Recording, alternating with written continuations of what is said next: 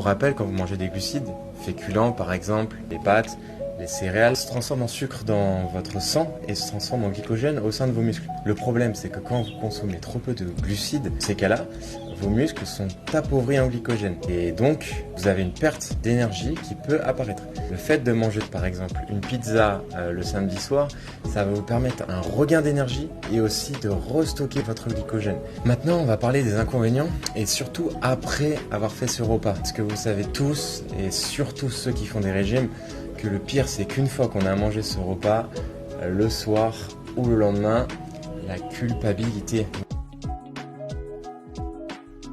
Comment éviter donc cette culpabilité? Deux choses à retenir. La première, surtout pas se peser après un repas ni le lendemain. Pourquoi? Souvent vos repas plaisir, souvent riches en sel et en graisse. Mais le sel crée de la rétention d'eau et cette rétention d'eau va fausser les résultats sur votre balance. C'est-à-dire que vous n'avez pas pris de la graisse, vous avez pris du poids qui est induit par l'eau stockée à l'intérieur de vos cellules. C'est pas du poids que vous avez pris à cause de ce surplus calorique. Et donc là, c'est la pire chose à faire. On pourrait démotiver sur son régime.